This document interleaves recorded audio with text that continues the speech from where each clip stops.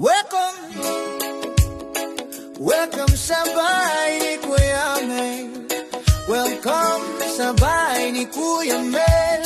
Welcome sa bahay ni Kuya Mel. Magandang hapon po mga kalingap yan. Nandito po tayo ngayon sa Mampurog, dito sa Core. So meron pong narekomenda sa atin dito na nangangailangan ng tulong. Yan, kasama ko po yung aking carpenter. Yan, all around. Ayan. So tingnan po natin kung kasama din po natin si Barangay Tano. Grace Ramores po. Grace Ramores. Yan. So sasamahan po tayo doon sa ating so yan po, pupuntahan po natin ngayon. Yan, tingnan po natin kung paano natin matutulungan. Yan, at bukas po dito sa lugar na ito meron tayong feeding program na gagawin. Yan, from Ate Rose. Yan. Asa si mama mo, nene? Yan, nandito na po tayo. So ito po yung bahay nila, nandirito.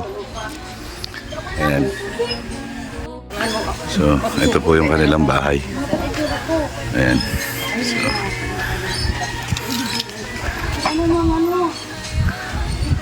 So okay.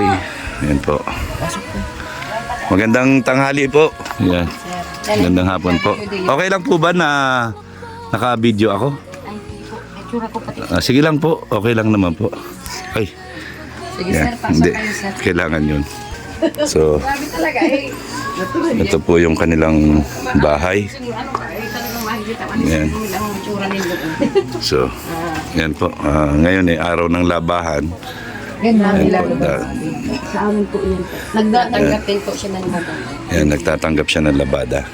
Para lang mabuhay silang mag-ina. Yan po. Try pati ang anak ko. Mura ka Yan. pag-iliman na nila. Yan po. Ilan po anak mo, te? Grabe po. 5 po. Uy, labas kayo mga bata. Grabe Pakita ang kayo, sir, init. bilis. Yan. So, yan po mga kalingap. Ito po si, ano pangalan mo, te? Rachel po. Rachel. Timinto. Yan, ilan taong ka na po? 38 po. 38. Yan, may asawa ka po. Meron po. Yan. Nasaan po si agum mo? Nasa bundok po namin at nagkukuha po ng pambili ng bigas ngayon. Pambili ng bigas. Okay. Ilan ang anak nyo? 5 po. 5. Okay, no? So, nakita ko yung ano nyo, yung itsura ng bahay nyo, no? Talagang parang ano lang ito, mga kawayan na Opo, nagiba po yan ng ano, nung bagyo. bagyong uwan.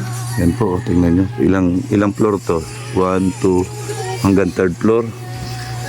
So, ayan po siya. Ayan, meron po siyang 5 anak. So, ayan ate, kamusta naman po ang buhay? Ano naman po, okay lang naman po ang ano. Kaya lang yung asawa ko po, pa extra lang po ng trabaho. Kaya po, ano po ako na, kumbaga natulong din po ako sa anak buhay. So, paano mo siyang natutulungan? Ganyan po, na extra po ako pag halimbawa labada. Yan, kaya meron mga labada dito. Yung iba dito siguro, ano to, tanggap mo yung iba? Opo, tanggap po. Okay. So, ito yung sa inyo. Yan, so extra para sa labada. Tapos po, nakikigamas, kahit saan po, pwede. Nakikigamas. Yun po, para may pang araw-araw sa eskwela. Ito, kaninong bahay ito? Sa magulang ko po ito. Sa magulang mo. Oh, napakainit, ano? Yun po, walang ano. Tsaka yung ano mo, sa wali lang. Tapos may mga kurti-kurtina lang na pira-piraso. Yun po. Tapos ay, yan, yan po. Saan ang CR nyo? Nasa likod po. Nasa likod. So, ito po yung tsura ng bahay nila. So, yun yan narinig ko, meron ka daw 5 anak. Yun po. At pagkatapos, meron PWD. Apo, yung pangatlo ko po. Pangatlo. Anong klaseng PWD? Ay, ano po lang yun, yung nabali po yung kamay at nahulog po dyan sa bintana. Pero, Yung, bata pa siya. bata pa siya. So, normal naman siya. Normal naman po, siya. nakakapag-school naman po.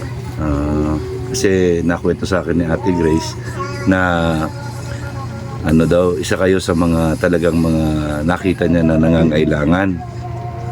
Yan So, ano ba nga pwede ko maitulong sa iyo kung sakali? Gusto ko po sana yung ipaayos po yung, yung ito po at yung mga anak ko po pag naan. Ito, yung sisimentohan. At saka po yung ano dito, hulog na po sila pag natutulog dito at ano Ay, na lang po dingding, yan. yung dingding. Kumot na lang po yung ano dyan. Okay. So, ayan. So, talaga namang sa nakikita ko, yan, talagang kumot lang yung nakaharang. Ano po, sa likod. Yan. So, kung nandito po kayo, mararamdaman niyo po kung gaano talaga kainit kasi napakababa po ng bubong. Ayan lang yung bubong. Yan. So, si Kuya Mel ako sa Team Kalingap, no? Yan, gusto ko sana makatulong sa iyo, kaya lang hindi natin wag mong aasahan, pero gagawa ako ng paraan kung paano ako makakatulong sa iyo para maitaguyod mo yung 5 mong anak, no? Kahit papaano yan, meron kayo pambili-bili ng mga bigas, ganyan, di ba? So, alam mo, hindi ako makapagsalita dito sa nakikita ko, ay parang ang hirap magsalita. Parang kasi yung pader mo butas, hinarangan lang ng kumot. Yan, pagka napasarap yung higa, tulog mo, Hulog po sila dyan. hulog sila doon sa kabila. So, kawawa sitwasyon, ano? So, yan ang yung pinakahigaan nila. Puro mga punong kahoy lang po yan. Grabe. Ayan, so, yan, kung sakali man, pwede ka bang, okay lang, magsabi ka kung anong gusto mong sabihin ngayon. Gusto ko lang naman po yung matulungan po yung bahay ko. Kasi po, hirap po talaga kami sa buhay ay nung ganun po yung hindi po namin mapaayos yung bahay namin kasi tama lang po yung hanap buhay ng asawa ko, pangkain. Kaya po hindi po namin mapagawa-gawa yung bahay namin. Kaya Kasi kahit imbis na ano na lang papagawa po nyo ng bahay, pagkain na lang muna. Pagkain muna po, minsan kinukulang pa yung asawa ko pa extra lang, wala pong permanenteng trabaho. Magkano kinikita naman ng asawa mo? Minsan po 450. Sa isang araw yun. Opo, ay nag-eskwela pa po yung anak ko. Ilan yung nag-aaral mo? 2 po. 2. Nag-graduate lang po yung yung grade 6 ko nung nakaraang araw. Oo, ito nga, nakita ko eh. Ito po, oh. So, ayan po.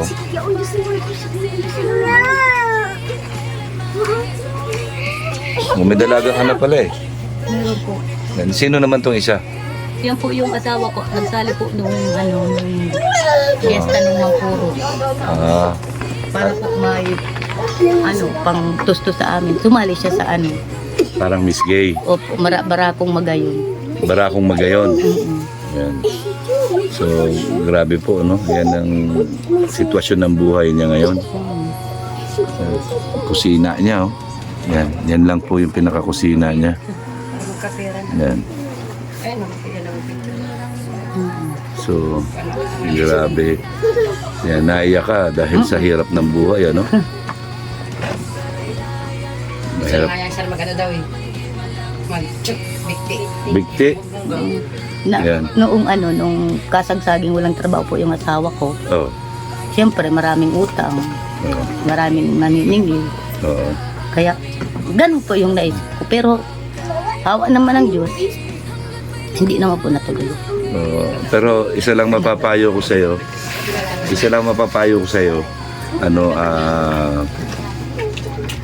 Wag mo nang ulit iisipin 'yon. Kasi yung mga ganong isip, alam mo ba, malaking kasalanan sa Panginoon 'yan. Tama. Kahit nasabihin mong nakitil mo yung buhay mo, nakaligtas ka sa kahirapan, pero yung kaluluwa mo nadadarang sa dagat-dagatang apoy kasi labag sa kalooban ng Panginoon ang ginagawa mo, ang kitilin ang sarili mong buhay dahil lang sa problema na dinadanas mo. 'Di ba? So pag binigyan ka ng problema, meron yan solusyon. Yan ang lagi mong tatandaan. So kung ano yung solusyon, dagdagan mo yung sipag mo, yung sikap mo, 'di ba? magdasal ka araw-araw. Yan, para makagaang sa pakiramdam mo. Yan, huwag mong iisipin ulit yung magbibikti ka. Opo. Kasi kasalanan yun, kasalanan sa Diyos yan. Kasalanan sa tao kasi marami kang utang na hindi mo nabayaran. Kasalanan patin sa Diyos dahil pinatay mo yung sarili mo. Diba? Dahil lang sa problema. So, dapat wag mo nang iisipin ulit yun, masama yun. Ano? So, kasi kaya nga merong mga kagaya namin na nag-iikot-ikot para makita yung realidad ng buhay ng mga taong naghihirap. Although hindi naman kami mayaman, no? Kaya lang kahit papaano may kinikita naman, kaya nagagawa naming tumulong. So sa nakikita ko nga, talagang hirap naman talaga yung buhay nyo, no? Talagang kung ano-ano na lang para kumita ka lang, at pati paggagamas, ano. Ayan, tas plus meron ka pa 5 anak. Ayan, sana hindi na madagdagan yung anak mo. Opo. Ayan. So ayun, siguro ano, bigyan kita ng konting tulong, no? Galing kay Kuya Mel. Yan, pagdamutan mo para meron kang panggastos, ano? Para meron kang panggastos, pambili mo ng bigas. Yan, pagkain ninyo. Yan. Huwag kang mag-order ng ano, huwag kang mag-order ng parcel, ha? Yan. Oh, yan. Oy, si Mike po, yan. May magdadagdag si Mike, oh. Yan. Pasensya mo natin. Yan. Salamat po. Yan po si Mike po. Yan po yung aking foreman, yung sa gumawa ng bahay ko, si Mike. So siguro kung merong mag-sponsor sa amin ni Mike, ano, yan, para i-renovate itong kanyang bahay. Yan, iso semento at saka dingding, ano po. Yan, yan po yung makakasama natin si foreman Mike at saka si Barangay Tanod Grace Ramores. O yan. So yan po sila yung makakaagapay natin dito sa pagtulong sa iyo. Yan, di ba? So masaya ka ba dahil merong kalingap na nakadalaw sa iyo dito, nakasilip sa iyo dito? Meron po, masayang-masaya po, at maraming salamat po kay Ninang Grace. Yan. Pag ano po, sa pagtulong, lalo na po sa inyo po, lalo na po, salamat po. Sana makatulong sa iyo yung binigay namin ni Foreman, ha? Opo. Ayan, huwag kang mag-alala. Ayan, magdasal ka lang. Darating din yung araw na maayos natin to, magugulat ka na lang, pupunta ako dito. Yan, para kasama si Foreman, para tulungan yung pag-ayos nitong bahay mo, magtutulungan kami. Ano? So, huwag mong kakalimutan, lagi araw-araw magdasal. Huwag kang mag-isip ng masama para sa sarili mo. Salamat po. Yan, magdasal ka lang. Lagi lang, wag kang mawawalan ng pag-asa. Yan yung tinatawag na pananampalataya or pananalig. Kailangan may pananalig ka sa Diyos. Magtiwala ka lang. Gagawa siya ng paraan para may tumulong sa iyo. Opo. So, yun lang. Pagpasensyahan mo na muna yan na niabot ko sa iyo. Yan, kahit papaano sana makatulong yan sa pangangailangan mo. Yan, God bless sa atin. Okay? So maraming salamat, ha. Salamat Yan, abangan mo na lang yung pagbalik ko ulit dito. Salamat Okay. Yan po mga kalingap, ano, kasama po natin si Foreman Mike, yung gumawa ng bahay ko. So sana po kung may mag-sponsor man mo sa amin para ma-repair lang po itong bahay, renovation lang po. Yan, meron na po tayo makakasama nagagawa, ano, si Mike. So ayun, maraming salamat po sa mga nagsusuporta po sa akin. Ano masasabi mo sa nakita mo, Mike? Nakakaawa yung sitwasyon, sir. Dapat po talaga sa may mga mabuting puso. Sana po matulungan natin si ate. Deserve po niya na matulungan at mapaayos yung bahay. Yun lang po. Salamat. Ayan, so ayan po. Ayan. So, ayan po, sana po hanggang sa muli, yan, maraming salamat po. Ang laging sinasabi ni Kuya Mel, ang gumagawa ng mabuti sa kapwa ay pinagpapala. Mabuhay tayong lahat hanggang gusto natin ng naaayon sa kalooban ng Panginoon. Magandang hapon po sa inyong lahat. God bless. At Happy Monday Thursday. Yan. God bless po. Ngunit may tinig sa